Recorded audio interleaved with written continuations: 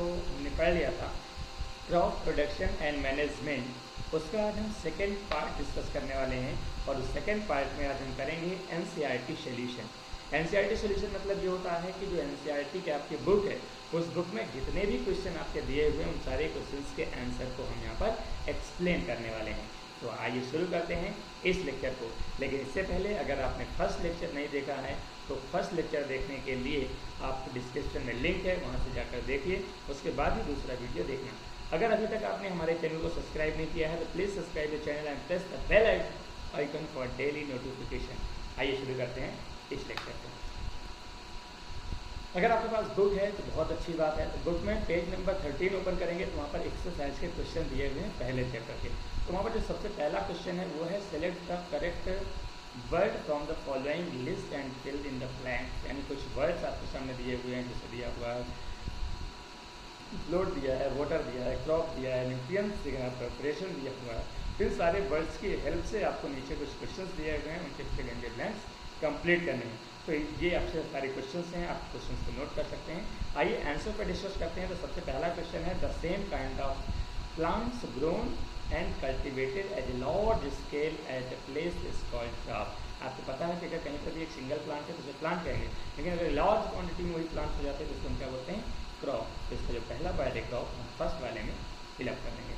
Second है the first step before growing crop, यानी crop की जो फर्स्ट स्टेप होती है जब हम उसको उगाते हैं उसके पहले उसको क्या बोलते हैं? उसको बोलते हैं प्रिपरेशन ऑफ सॉइल। सबसे पहला स्टेप अपन ने पढ़ा था कि सबसे पहले हम मिट्टी को तैयार करते हैं, बनाते हैं। उसके बाद है damage seed would float on the top of water. यदि आपको पता करना है कौन सा बीज सही है कौन सा बीज सही नहीं है तो आप उसको पानी में भिगो दीजिए। तो जैसे आप पानी भिगोएंगे तो जो बीज जो है ऊपर फ्लोट करेंगे, इसका मतलब वो बेकार है, इसलिए फ्लोट इसका आंसर हो जाएगा। लास्ट वाला आपका है for growing a crop sufficient sunlight and water and nutrients are the soil are essential. यानी आपको फसल उगाना है तो उसके लिए सबसे ज़्यादा सफिशिएंट क्या क्या होनी चाहिए?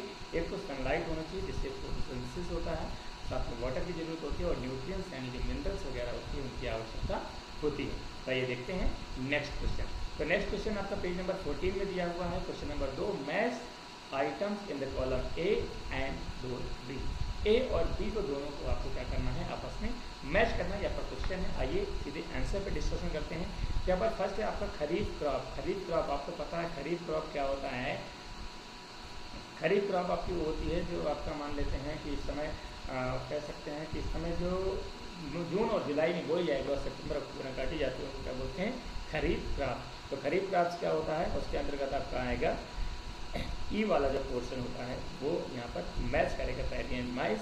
रबी क्रॉप्स की बात करेंगे तो उसमें आपका गेहूँ, ग्राम, ये सब सारी चीज़ें आती हैं जो अभी काटी जा रही हैं, कह सकते हैं। केमिकल फर्टिलाइजर की बात करेंगे तो उसमें यूरिया, सुपर, फॉस्फोरेट, ये सारी चीज़ें आएंगी। ऑर्गेनिक मैन्योर की बात करेंगे तो उसमें आएगा एनिमल एक्स्ट्रा, पाउड, यूरिन एंड प्लांट वेस्ट, यानी जितने भी गोबर वगैरह खाद वगैरह होती हैं वो सभी किसमें आएंगी? वो आएंगी ऑर्गेनिक मैन्योर में। नेक्स्ट क्वेश्चन की बात करें, क्वेश्चन नंबर 3 लिखा है गिव 2 एग्जाम्पल्स ऑफ ईच। यानी मुझे कुछ दो चीज़ें दी हुई है, खरीफ क्रॉप दिया एक रबी क्रॉप दिया, दोनों के एग्जाम्पल्स देने हैं दोनों। तो आपको पता है जो खरीफ क्रॉप होती है वो होती है आपकी जो जून जुलाई में बोई जाती है, उधर सितंबर अक्टूबर में काटी जाती है। तो उसमें कौन कौन सी फसल काटी जाती है अपने को पता है। तो वो सारी चीज़ें किस में आएंगी? वो सारी किस में आएंगी? उसमें आएंगी खरीफ क्रॉप में, जैसे आपकी पैडीज हो गई, मैज हो गई, सारी चीज़ें। और अगर हम रबी क्रॉप की बात करें, रबी क्रॉप क्या होती है? उसके जस्ट बाद यानी अक्टूबर नवंबर में बोई जाती है और इसके बाद फरवरी मार्च इस महीने में काटी जाती हैं, जैसे गेहूँ वगैरह हो गया या चने वगैरह हो गए, ये सारी चीज़ें। आगे अगला क्वेश्चन आपका आता है right a paragraph in your own word on each of the following. यानी नीचे कुछ चीज़ें दी हुई हैं क्वेश्चन नंबर 4 में, इसको आपको अपने शब्दों में अपने मन से लिखना है। प्रिपरेशन ऑफ सॉइल यानी मिट्टी कैसे तैयार करते हैं, सोइंग मतलब बीज बोते कैसे हैं, बीडिंग मतलब कैसे उसको वो करते हैं, फीडिंग के बाद उसको ड्रेसिंग कैसे करते हैं। तो ये सारी चीज़ें आपको क्या करना है? एक्सप्लेन करना है, खुद के वर्ड में अपने शब्दों में लिख के लेके आना है। इसका मैं आंसर आपको यहाँ पर नहीं देता हूँ। और इसके बाद नेक्स्ट क्वेश्चन आपका क्वेश्चन नंबर 5 है explain how fertiliser are different from manure. ये क्वेश्चन को भी हमने डिस्कस किया था ऑलरेडी, इसको भी आपको अपनी लैंग्वेज में कंप्लीट करना है। तो ये जो क्वेश्चन हम यहाँ पर स्किप करेंगे इनके आंसर्स को। आइए देखते हैं नेक्स्ट क्वेश्चन। तो नेक्स्ट क्वेश्चन है व्हाट इज इरिगेशन। इरिगेशन मतलब होता है सिंचाई, यानी सिंचाई क्या होती है? Describe 2 method of irrigation which conserve water. मतलब आपको 2 मेथड बताना है इरिगेशन के सिंचाई के जो पानी बचाते हैं। तो कौन कौन से होते हैं? तो यहाँ पर दो चीज़ें आएंगी, एक आपका स्प्रिंकलर सिस्टम आएगा, दूसरा ड्रिप सिस्टम आता है। तो इसका आंसर देख लेते हैं। Supply of water to crop at appropriate intervals is called irrigation. The time and frequency of irrigation varies according to different season, crops and soil types. यानी अगर पौधों को पानी देते हैं तो उसको हम क्या बोलते हैं? इरिगेशन कहते हैं। और पौधों को कब पानी देना है, कैसे पानी देना है, वो डिपेंड करता है सीजन के आधार पे, वो डिपेंड करता है क्रॉप के आधार पे, और वो डिपेंड करता है सॉइल के हिसाब से। ठीक है, यहाँ पर two method of irrigation which help in conservation of water. Conservation of water में दो इरिगेशन मेथड्स हैं। फर्स्ट है आपका स्प्रिंकलर सिस्टम। क्या है? Sprinkler system. तो स्प्रिंकलर सिस्टम में क्या होता है? The system is more useful on uneven land having cover water supplies. In the method water is supplied using pipes to one or more central location within a field. When water is allowed to flow under high pressure with the help of pump, it gets spent on the crop. मान लेते हैं कि आपकी जो ज़मीन है वो नीचा खाली है, यानी कहीं पर नीचा है, कहीं पर खाली है, पानी डालते हैं तो प्रॉपर हर जगह प्रभाव दे पाता है। तो उसके लिए हम स्प्रिंकलर का प्रयोग करते हैं। इसमें हाई प्रेशर में स्प्रिंकलर घूमता है, जिसकी वजह से पानी दूर दूर तक ऑटोमेटिक फैल जाता है। ड्रिप सिस्टम क्या होता है? In this system water is delivered at a near of roots of the plants drop by drop. In this most efficient method is irrigation and there is no wastage of water at all. This method is important in fields where water availability is poor. मतलब कहने का ये है कि इसमें जो drip system होता है, इसमें मान लेते हैं बहुत सारे पौधे हैं, तो उन पौधों के डायरेक्ट जड़ में जो जड़ होता है, जो रूट्स होती है, वहाँ पर ड्रॉप बाय ड्रॉप पानी पहुँचा दिया जाता है। बाकी जो खाली जगह होती है वहाँ पर पानी डालने की आवश्यकता नहीं होती है। इससे आपका वाटर कंजर्वेशन होता है। आइए देखते हैं नेक्स्ट क्वेश्चन। आपका क्वेश्चन नंबर 7 है। If wheat is sown in the kharif season, if wheat is sown in kharif season, what would happen? Discuss. अब ये क्वेश्चन वैसे घर पे डिस्कस करने का विषय है कि अगर हम गेहूं की जो खेती है उसको हम रबी की फसल में नहीं बल्कि खरीफ की फसल में बोना शुरू करें तो क्या होगा? आइए समझ लेते हैं। फिर भी यहाँ पर आंसर आपका दिया हुआ है। The wheat is sown in kharif season from June to October में। यदि हम उसे बोएंगे खरीफ सीजन में तो क्या होगा? Then the whole crop might get destroyed because of many factors. तो क्या होगा? पूरी फसल आपकी नष्ट हो जाएगी। क्यों? Such as loss of optimum temperature की वजह से, एडाप्टेबिलिटी की वजह से, अवेलेबिलिटी ऑफ पेट्स, कीड़ों मकोड़ों की अवेलेबिलिटी के हिसाब से, इस वजह से वो नष्ट हो जाते हैं। तो kharif season include the rainy season. और खरीफ सीजन में क्या होता है? बारिश ज़्यादा होती है तो उसकी वजह से खराब हो जाएगा। Which is not favourable for the growth of wheat crop, therefore wheat crop should not be sown during the season. और यही रीजन है जब गेहूँ जो होता है उसको हम खरीफ सीजन में नहीं बोते हैं बल्कि कब बोते हैं? रबी क्रॉप्स में। नेक्स्ट क्वेश्चन आता है। Explain how soil get affected by the continuous plantation of crop in a field. अगर हम इस क्वेश्चन की बात करें तो इस क्वेश्चन में सीधे बोलता है कि अगर हम कंटिन्यूअस प्लांटेशन करते हैं किसी भी फसल को, मान लेते हैं कोई भी जगह है वहाँ पर हर बार हम गेहूँ बोते हैं, हर बार गेहूँ बोते हैं, तो उससे क्या इफेक्ट पड़ेगा फील्ड पर? तो डिस्कस करेंगे। Continuous plantation of crop is done in a field, then the soil will become poor in necessary nutrition like nitrogen, phosphorus, potassium, etc.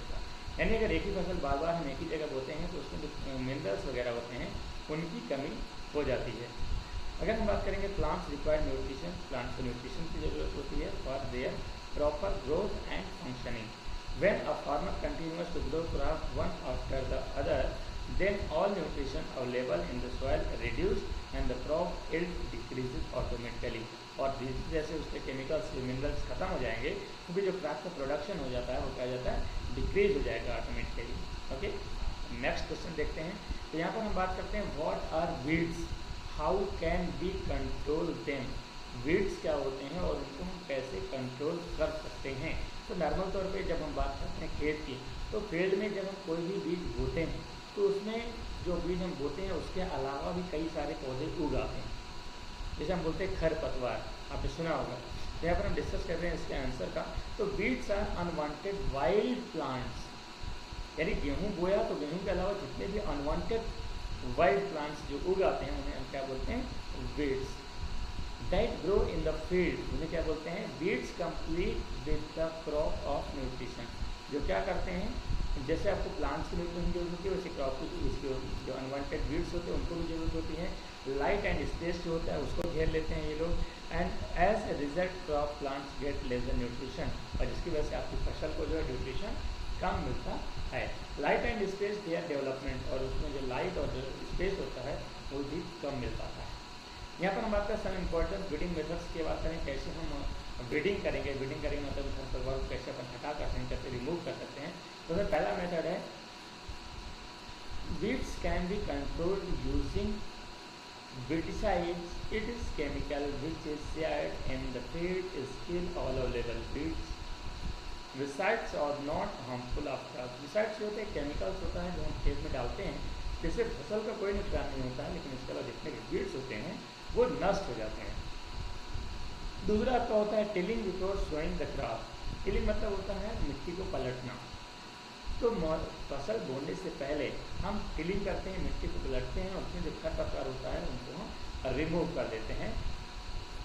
Drilling upward the weeds, इससे क्या हुआ? अलग हो जाते हैं।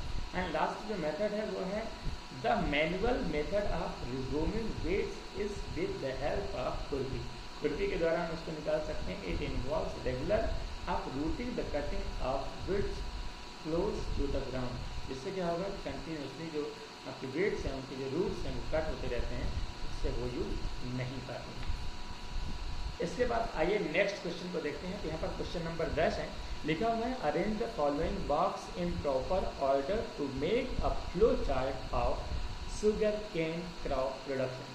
यानी जो शुगर केन मतलब गन्ने की जो बुआई होती है या गन्ने का जो उत्पादन होता है उसमें कौन कौन सा प्रोसेस होता है, उन कौन कौन से प्रोसेस के यदि हम सिस्टमेटिक प्रॉपरली अरेंज करेंगे तो यहाँ पर बहुत सारी चीज़ें दी हुई, जिससे पहले लिखा हुआ है sending crop to sugar factory, फिर इरिगेशन है, फिर हार्वेस्टिंग है, फिर सोइंग है, फिर प्रिपरेशन ऑफ सॉइल है, फिर आपका प्लॉइंग द फील्ड है, फिर आपका मैन्योरिंग है।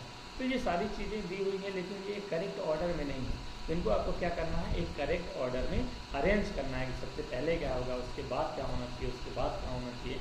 तो आंसर दिया हुआ है, मैं डायरेक्टली आंसर पे आ जाता हूँ। तो सबसे पहले हम करते हैं प्रिपरेशन ऑफ सॉइल, यानी मिट्टी की तैयारी करते हैं। दूसरा हम क्या करते हैं? प्लॉइंग द फील्ड, फिर खेत को जोतते हैं। फिर क्या करते हैं? सोइंग, फिर हम बोते हैं। बुआई के बाद हम क्या करते हैं? मैन्योरिंग करते हैं। मैन्योरिंग मतलब होता है उसमें जो खरपतवार होता है, निराई गुड़ाई जिसे बोलते हैं, वो करते हैं।